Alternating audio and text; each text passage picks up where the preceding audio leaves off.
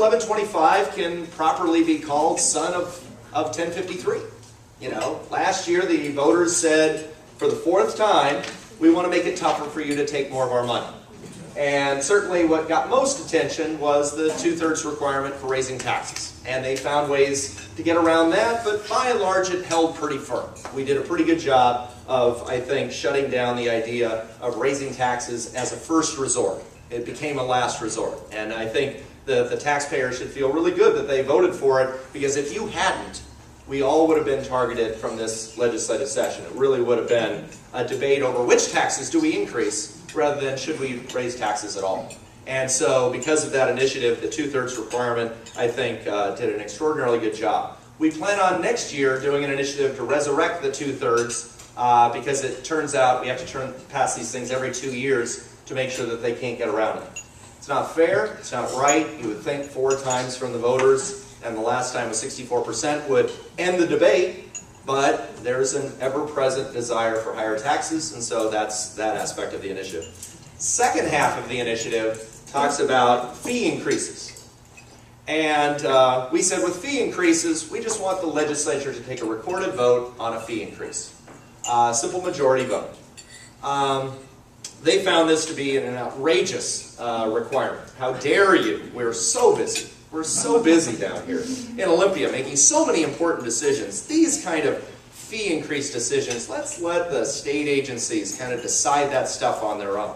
Let's let the unelected bureaucrats, the ones that we can't vote out of office, make these kind of decisions. We're too important up here in Olympia to make such decisions. Larry Sequest is probably the driving force, saying that I'm just too busy doing so many important things as legislators. Who am I to have to soil myself with such decisions as fee increases? But as we've learned, as tax increases have become more difficult, they have suddenly, I hear my time is up, or somebody's watch is going off. So just somebody turn that off at some point. I'm having trouble concentrating. There, that ended it. Okay, so fee increases. Now, a little trick question. What costs your family more? A $100 tax or a $100 fee? Same. Hurts the same. Hurts the same. Now, when they say, don't worry, we're not raising your taxes, we're just raising your fees. Now, last time I checked, it's all green money.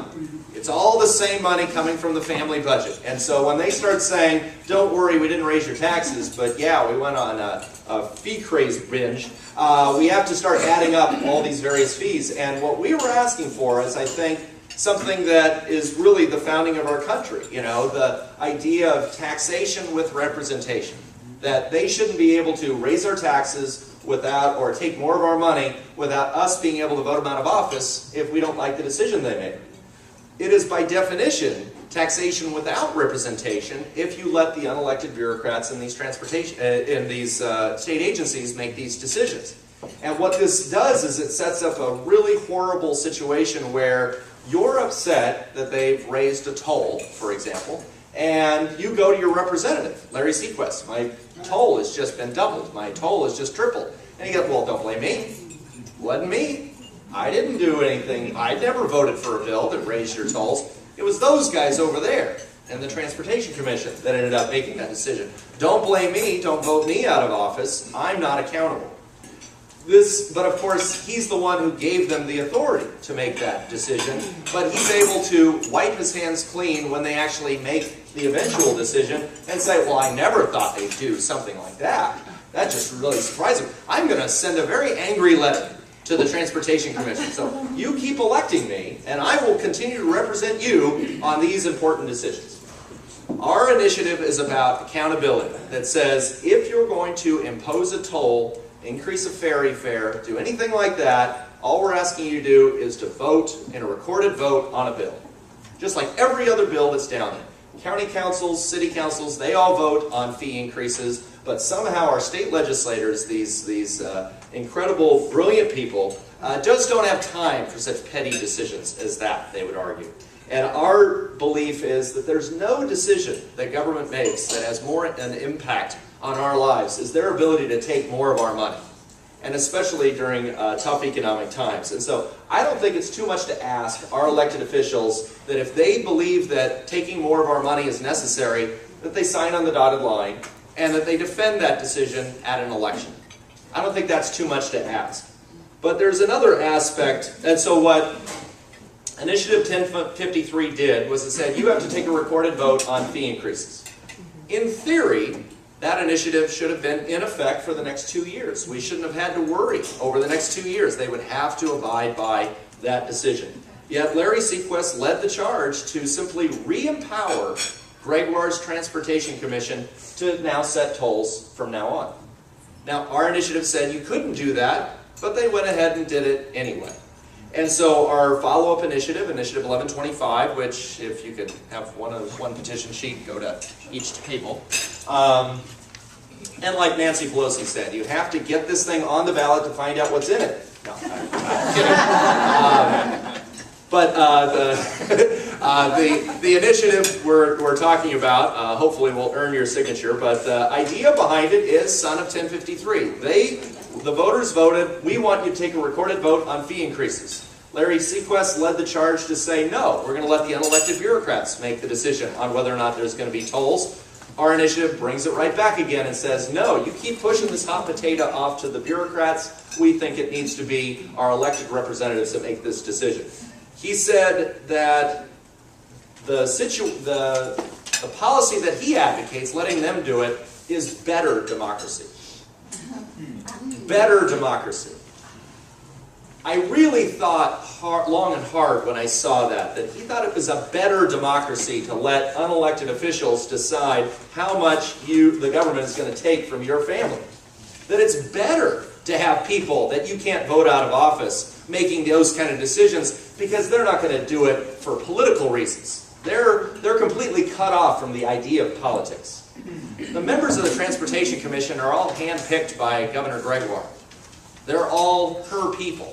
They're all just handpicked cronies by Governor Gregoire. But they don't ever think about politics, ever, when they're making such decisions. They would never do such a thing. Now, I think it's really important, this idea that, oh, we need to make sure that there's no politics involved. There's always politics involved. The only question is, should the voters be empowered to do something about it when they see a political decision being made? And I think that the idea of a better democracy is a democracy where the elected officials actually listen to the people that elected them. And when they pass an initiative by an overwhelming margin, I think it's a better democracy for them to abide by that decision rather than undermining it just 2 months later. The other aspect of the initiative that is apple pie to me, this just seems so obvious. We say that transportation money should only go to transportation. Transportation money should only go to transportation. Now, that is like A equals A to me. Transportation money should go to transportation. But one of the things that we've seen in Olympia, one of the things that I'm going down there to highlight, is that they're constantly raiding these dedicated accounts and stealing money out of these dedicated accounts to balance the general fund budget. And the idea that we're talking about billions of dollars in higher tolls for the Tacoma Narrows Bridge, for the I-90 bridge, for the 520 bridge, for every place they want to impose tolls.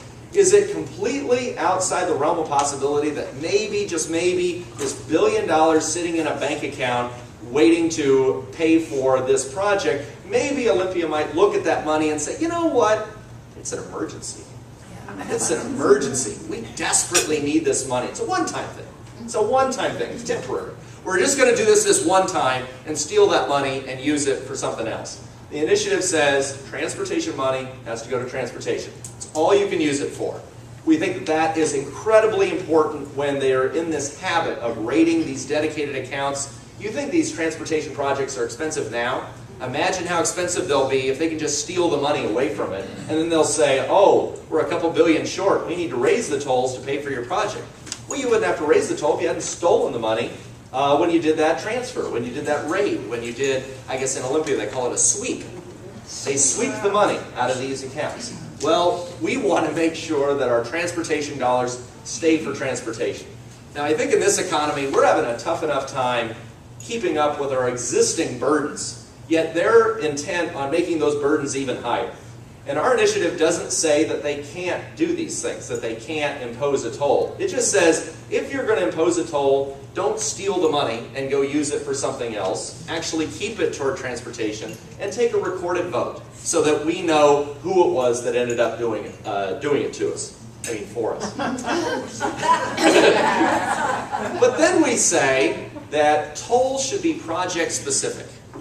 Now it turns out this is already the law, that when you pay a toll on the Tacoma Narrows Bridge, that money has to go to the Tacoma Narrows Bridge. Yes. And if you pay a toll on the 520 bridge, that goes to pay for the 520 bridge. And you pay a toll on the I-90 bridge, that goes to the I-90 bridge. That's the law today. Yes. And cheering on current law. It's an impressive thing. However, down in Olympia, the conversation is now about, that's so 19th century. That is just so old school, that whole archaic concept of tolls being tied specifically to a project. You have to understand that this is an interconnected situation where all of these things work together, and why should we be bound by such things as the 18th Amendment to the Constitution? Why should we be restricted in any way? Because you've got to understand how tough our job is. You have to understand how smart we are and how you would never understand how difficult this entire process is. And we need to expand. We need tolls for the 21st century. Tolls that aren't so bound up where they're project specific. We need to allow a more holistic approach to the concept of tolls. And our initiative simply says, let's keep the law the way it's always been. It would be illegal for you to toll I-90 to pay for 520. That would be illegal under current law. Our initiative just keeps it the way it's always been.